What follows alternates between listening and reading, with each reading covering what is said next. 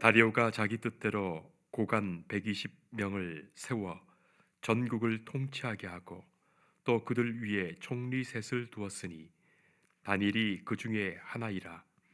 이는 고관들로 총리에게 자기의 직무를 보고하게 하여 왕에게 손해가 없게 하려 함이었더라. 다니엘은 마음이 민첩하여 총리들과 고관들 위에 뛰어나므로 왕이 그를 세워 전국을 다스리게 하고자 한지라. 이에 총리들과 고관들이 국사에 대하여 다니엘을 고발할 근거를 찾고자 하였으나 아무 근거, 아무 허물도 찾지 못하였으니 이는 그가 충성되어 아무 그릇됨도 없고 아무 허물도 없음이었더라. 그들이 이르되 이 다니엘은 그 하나님의 율법에서 근거를 찾지 못하면 그를 고발할 수 없으리라 하고, 이에 총리들과 고관들이 모여 왕에게 나아가서 그에게 말하되, 다리오 왕이여, 만수무강하옵소서. 나라의 모든 총리와 지사와 총독과 법관과 관원이 의논하고 왕에게 한 법률을 세우며 한 금령을 정하실 것을 구하나이다. 왕이여, 그것은 곧 이제부터 30일 동안에 누구든지 왕외에 어떤 신에게나 사람에게 무엇을 구하면 사자굴에 던져 넣기로 한 것이니이다.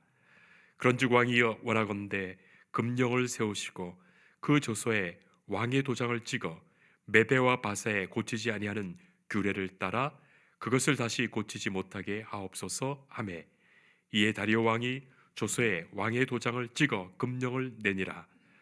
다니엘이 이 조서에 왕의 도장이 찍힌 것을 알고도 자기 집에 돌아가서는 윗방에 올라가 예루살렘으로 향한 창문을 열고 전에 하던 대로 하루 3번씩 무릎을 꿇고 기도하며 그의 하나님께 감사하였더라. 아멘. 이런 이야기가 있습니다. 한 지혜로운 어린아이가 행복의 조건이 무엇일까? 그런 마음으로 세상을 다니면서 여러 사람들을 만나게 됩니다. 먼저는 길거리에서 구걸하는 거지 한 분을 만났어요. 그래서 그분에게 행복의 조건이 무엇일까요? 그렇게 물어봤더니 그 거지가 하는 말이 당연히 돈이지. 많은 돈을 가지고 있어야 큰 집에서 편안히 살고 깨끗한 옷을 입고 좋은 음식 먹으면서 행복하게 살 수 있지 하더랍니다. 그래서 이번에는 이 아이가 부유하고 명예가 높은 한 노인분을 찾아가 똑같이 물었어요.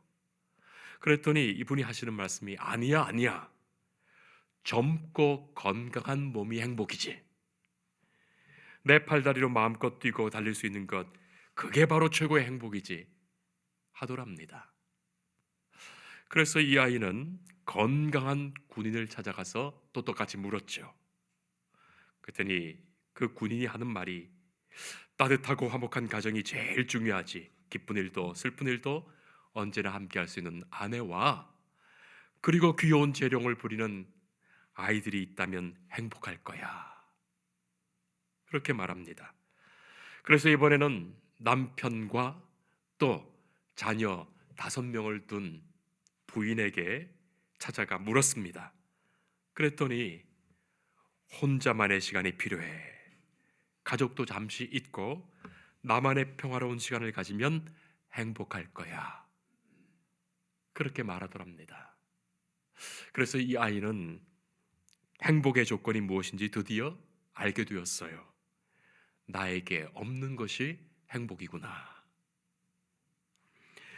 이미 내게 있어서 당연히 생각하는 것은 그것을 다른 사람들은 간절히 원하는데 이미 내게 있다면 그것은 더는 행복감을 주지 못하는구나.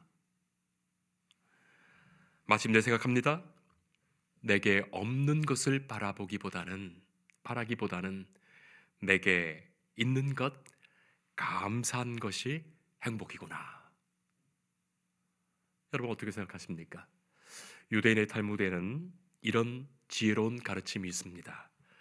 누가 진정으로 지혜로운가? 날마다 배우는 사람이다. 누가 가장 부자인가? 가진 것을 만족하는 사람이다. 누가 행복한 사람인가? 모든 것에 감사하는 사람이다. 여러분, 행복하십니까? 에크하르트라는 영성 수도사는 우리가 일평생 사는 동안 하나님께 기도할 때 하나님 감사합니다, 이 한마디에 모든 기도가 들어있다. 모든 기도에 충분하다. 그렇게 말합니다. 오늘 우리는 다니엘서 말씀을 읽었습니다. 바벨론 고대 왕국의 느부갓네살 왕은 유대를 침략하였고 BC 586년에 예루살렘을 멸망시켰습니다. 그리고 유다 백성들을 다 끌고 가서 바벨론의 노예 삼았어요. 그리고 50년의 세월이 지난 후에 이 바벨론을 멸망시킨 후에 이 페르시아의 고레스 왕이 유대인들을 해방시키고 그들로 하여금 예루살렘 본국으로 다 돌아가라 명하게 되죠. 그리고 그곳에서 하나님을 섬길 수 있는 성전을 지어서 하나님께 예배드리라, 그렇게 해방을 시키게 됩니다. 자, 그 이후에 또 몇 차례 귀환이 시행되었지만 이렇게 다니엘처럼 어떤 이유에 있었든지 이곳 땅에 남아 있었던 사람들도 많이 있었어요. 페르시아의 고레스 왕 이후에 페르시아는 메디아와 연합했다가 다시 페르시아 메디아로 나눠집니다. 그래서 성경에는 바사, 메데, 그렇게 성경에는 이름이 나오지요. 자, 우리가 읽은 말씀 5장 바로 앞에 있는 5장 끝절 보면 메데 사람 다리오가 나라를 얻었다, 그렇게 되어 있는데 바로 그 다리오 왕 때 일입니다. 다리오 왕은 전국을 120개의 지역으로 나누어서 그곳에 다 고관들을 세워 맡기게 되죠. 혼자 다 통치를 할 수 없기 때문에 그렇게 지금 우리나라 지방자치제처럼 이렇게 지방에 도시를 세워서 그곳의 신하들 중에 충성된 신하 고관들을 맡깁니다. 자, 그리고 그 위에 3명의 총리를 두었어요. 그 중에 한 사람이 오늘 본문에 나오는 다니엘입니다. 그는 유다 사람인데 다니엘은 그야말로 하나님의 특별한 은혜 가운데 지금 이 나라의 총리까지 된 거예요. 이미 다니엘의 명성은 자자했습니다. 느부갓네살 왕 때 꿈을 해석하였고 벨사살 왕의 잔치에서도 벽에 손가락으로 쓰여진 그 글씨를 해석하여 그의 총명함이 알려졌었고, 메대가 이렇게 나라를 정복한 이후에도 백성들로부터 그렇게 존경을 받는 다니엘을 중용하여 높은 자리까지 세워 올린 거예요. 다리오 왕은 이 다니엘의 민첩함과 그리고 모든 고관들 중에 참으로 뛰어남을 잘 알고 있습니다.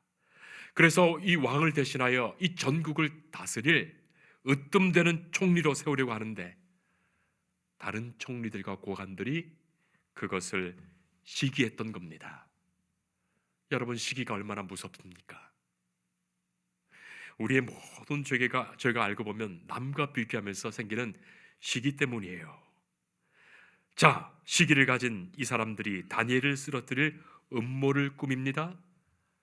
그야말로 동서고금을 막론하고 높은 자리를 얻고자 하는 권력 투쟁이 그렇게 치열한 거예요. 다니엘을 어떻게 넘어뜨릴까? 그야말로 요새 말로 신상털기를 하는 거죠. 다 털어보니까 아니, 이 사람은 하나님을 믿는 사람인데 아무리 찾으려고 해도 흠을 발견할 수가 없는 겁니다. 자, 어떻게 되겠습니까? 그러니 음모를 꾸미죠. 다니엘이 어떤 사람인지, 어떤 행동을 하는지, 어떻게 살아가는지 샅샅이 알아낸 후에 그를 넘어뜨릴 음모를 꾸민 거예요. 앞으로 30일 동안 왕에게만 충성할 것이고 다른 신이나 어떤 사람에게도 절하거나 기도하거나 예배하지 못하도록 그런 조치를 내리게 됩니다. 만약 그것을 어기면 사자굴에 넣기로 하는 이런 조서를 만들어서 왕에게 나아가 왕이여 만수무강하소서 하면서 이 조치에 도장을 찍어주기를 그렇게 구하게 되죠. 자, 왕이야 자기에게 충성하도록 하는 조치니 별 의심 없이 흡족해 하면서 신하들이 만든 그 조서에 도장을 찍어서 금령을 내리게 됩니다. 세상 돌아가는 일들 가만히 보면 참 좋은 일 같은 일들도 어떻게 생각하면 누군가를 넘어뜨리거나 누군가를 해하려 하는 그런 속임수의 일도 종종 있는 것을 보게 되죠. 자, 오늘 10절 말씀입니다. 우리 함께 읽었죠? 다니엘이 이 조서에 왕의 도장이 찍힌 것을 알고도 자기 집에 돌아가서는 윗방에 올라가 예루살렘을 향한 창문을 열고 전에 하던 대로 하루 3번씩 무릎을 꿇고 기도하며 그의 하나님께 감사하였더라. 오늘 우리에게 주신 말씀입니다. 이 말씀을 통해 우리가 몇 가지를 생각해 보겠습니다. 첫째는 윗방으로 올라갔습니다. 하늘과 가까운 곳, 하나님을 바라는 그 마음에서 가장 높은 방, 윗방으로 올라가 예루살렘을 향하여 창문을 열었다고 합니다. 지금 다니엘은 본국 예루살렘으로 돌아가지 못했습니다. 그러나 이미 많은 백성들이 예루살렘으로 돌아가 그곳에 성을 짓고 그곳에 하나님을 섬기는 예루살렘 성전을 짓고 있습니다. 그것을 다니엘은 너무나도 잘 알고 있어요. 언젠가는 지금은 이렇게 이곳에서 맡은 사명이 있기에 이곳의 일을 감당하지만 언젠가는 돌아갈 수 있기를 염원한 마음에서 그리고 하나님 계신 그 성전이 있는 곳으로 창문을 열어 그렇게 기도한 겁니다. 얼마나 귀한 마음입니까? 이런 작은 것 하나까지도 말이죠.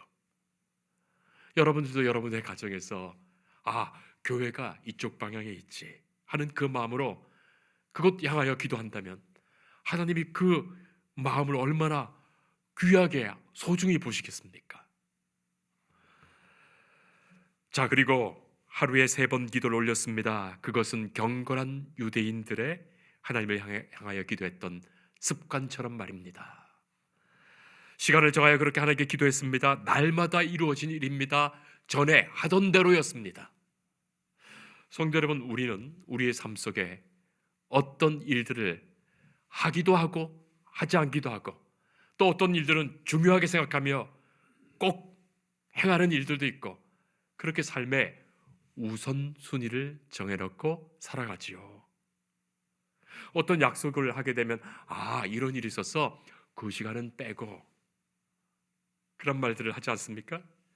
제가 오래전에 컴퓨터에 최적화를 해보니까 컴퓨터에 이렇게 그렇게 방 메모리를 모으는 그런 게 있는데 메모리 흩어져 있는 메모리가 모아지는 데가 있는가 하면 절대 여기는 건드릴 수 없는 그런 섹터가 있는 거예요. 그거는 움직이지도 않고 변하지 않아요. 그게 있어야 이 전체 컴퓨터가 원활하게 잘 돌아갈 수 있는 그런 메모들이 있는 곳이에요. 우선순위가 있는 겁니다. 우리 삶에 말이죠. 먹고 살기 위해서 직장생활을 하는 것 외에 누군가는 수영을 할 수도 있고 독서를 할 수도 있고 등산을 할 수도 있고 골프를 할 수도 있습니다. 친구와 약속을 할 수도 있고 악기를 연주할 수도 있고 TV 드라마를 볼 수도 있고 영화 감상을 하고 동호회 모임도 갖습니다. 자, 그런 일들을 삶 속에서 이렇게 다 할 수 있어요. 취미와 우선순위에 따라 정해둔 일들을 하고 살아가죠. 자, 그런데 다니엘에게 있어서 우선순위 중에 흔들리지 않고 언제나 소중히 지켰던 가장 소중한 것이 하나님 앞에서 경건 시간을 갖는 그것이었습니다. 하나님 앞에 나아가는 시간입니다. 당시로서는 예배드릴 수 있는 성전이 있었던 것도 아니고 회당이 있었던 것도 아니고 어떤 공간이 없었습니다. 여러분, 만약에 그곳에 성전이 있었다면 다니엘도 성전에 나갔을 거예요. 예수님과 제자들이 그렇게 시간에 맞추어 성전에 오르셔서 기도하셨던 것처럼 말이죠.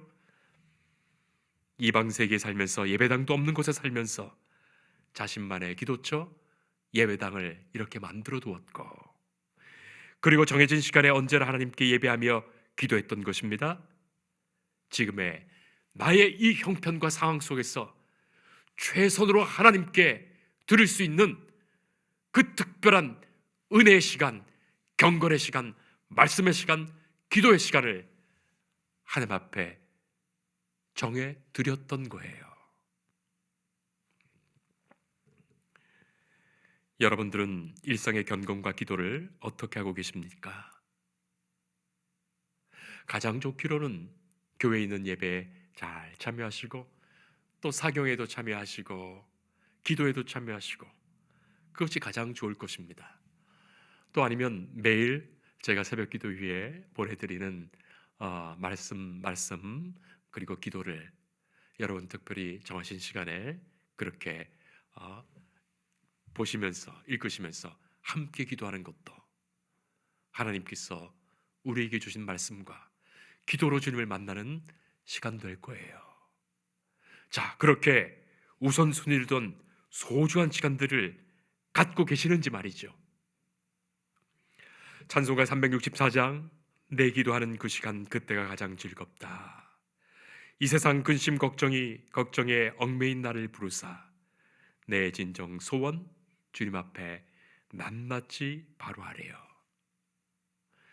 주님께 나아가 기도하는 시간, 주님의 말씀을 듣는 시간, 그때가 내 삶에 가장 소중하고 즐겁고 복된 시간임을 고백하며 우선순위에 둘 수 있는 그 사람, 하나님이 얼마나 좋아하시고 기뻐하시겠습니까?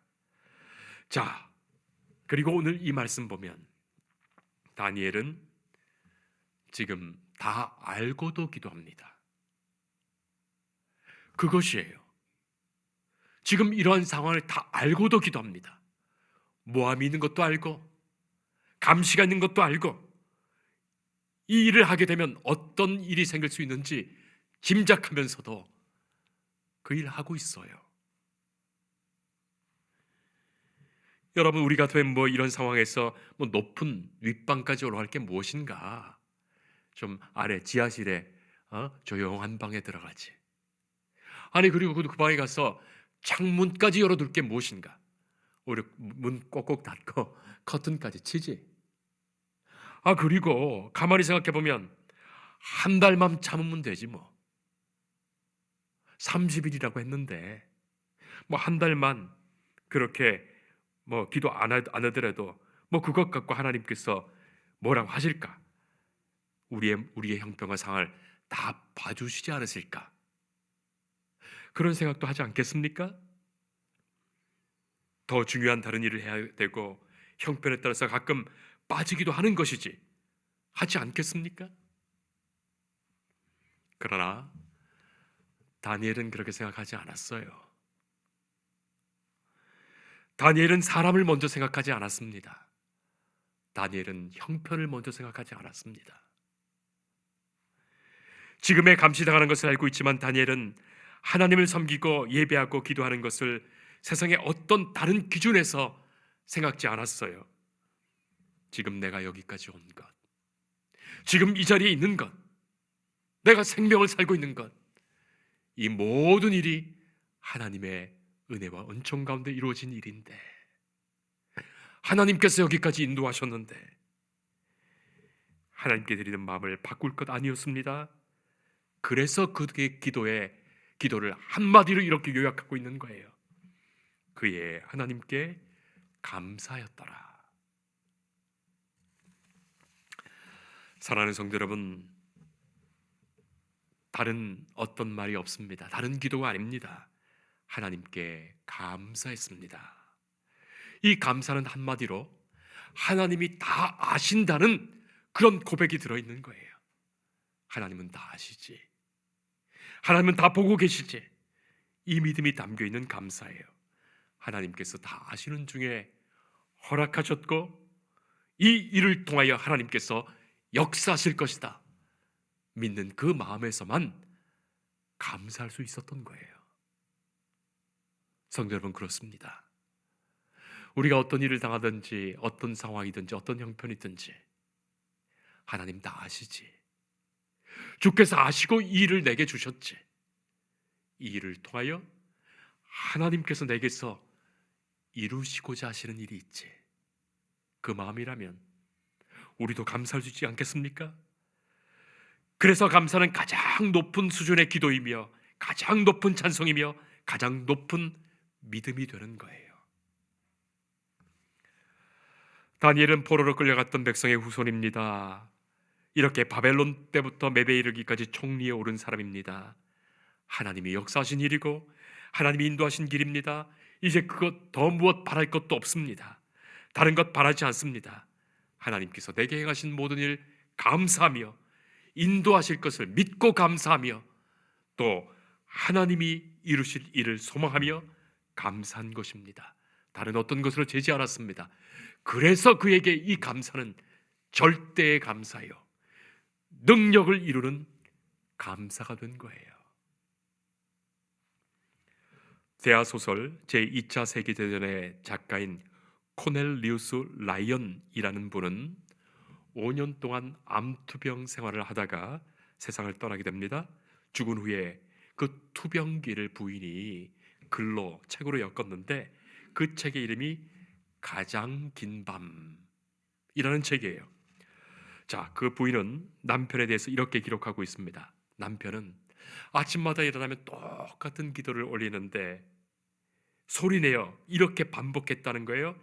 하나님, 또 하루 좋은 날 주시니 감사합니다.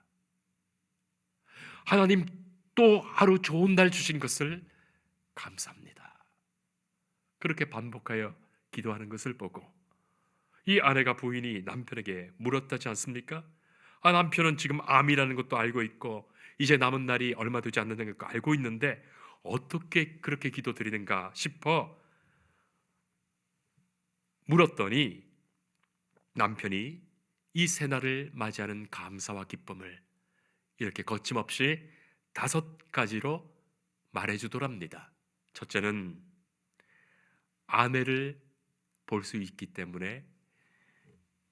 때문이고, 둘째는 가족들을 다시 볼 수 있기 때문이며, 셋째는 병들어 눕기 전에 자신의 마지막 작품인 가장 길었던 날을 탈구할 수 있기 때문이고, 넷째는 병과 싸울 의지와 힘을 하나님께서 공급해 주시기 때문이며, 마지막 5째는 주님이 지금 내 앞에 바로 가까이 계심을 믿기 때문이다.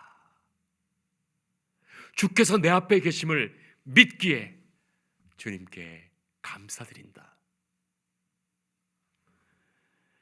다니엘은 지금 기도하면 죽을 수 있습니다. 그러나 기도합니다. 죽으려고 기도하는 사람은 없지요. 그러나 죽을 각오로 기도합니다. 혹시 지금 이대로 죽더라도 후회 없고 지금까지 인도하신 하나님의 은혜에 진정으로 감사했기에 그는 기도할 수 있었습니다. 감사를 올렸습니다. 그 감사로 불안한 마음 이겼고, 감사로 공포와 두려움을 물리칩니다. 감사는 모든 고통과 슬픔을 이깁니다. 감사는 모든 의심 물리칩니다. 감사만이 하나님께 참된 영광이 됩니다.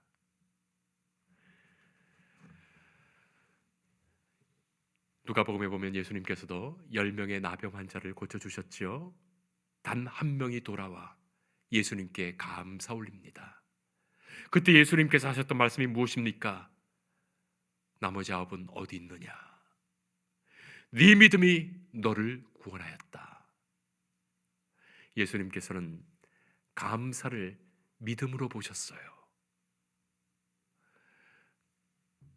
그 감사를 믿음으로 보시고 축복하시며 네 믿음이 너를 구원하였다. 그에게 구원까지도 주셨고 그 감사가 구원의 확증이 됨을 말씀하신 것입니다. 성도 여러분, 우리가 세상 살다 보면 별의별 일 다 있어요. 정말 어떻게 이런 일이 있을까 싶은 일도 있는 거예요. 병드는 일, 사업에 실패하는 일, 비난받는 일, 고독한 일, 외로운 일, 모함받는 일. 그러나 하나님의 사람은 분명히 압니다. 이 모든 일을 하나님은 아신다. 그리고 이 모든 일을 통해 하나님은 역사하신다. 그때 오직 그는 모든 것에 감사할 수 있습니다. 범사에 감사하라 말씀하시는데 일상의 모든 것을 감사할 수 있습니다. 모든 것에 감사하는 그 마음에는 행복이 임하며 그때의 감사만이 절대적인 감사가 되고 하나님께서 능력으로 역사하시는 능력에 감사됩니다. 기도하겠습니다. 하나님 감사합니다. 세상을 바라보고 사람을 볼 때 우리는 낙심도 하게 되고 실망도 하게 되고 의기소침하며 두려움에 빠지기도 합니다. 그러나 하나님을 바라보게 하옵소서. 나의 모든 것을 아시고 지금 여기까지 인도하신 하나님께 진정으로 감사하며 절대적으로 감사하며 그 감사로 인하여 하나님의 역사를 보게 하시고 주 안에서 참된 행복을 누리게 하옵소서. 예수님 이름으로 기도합니다. 아멘.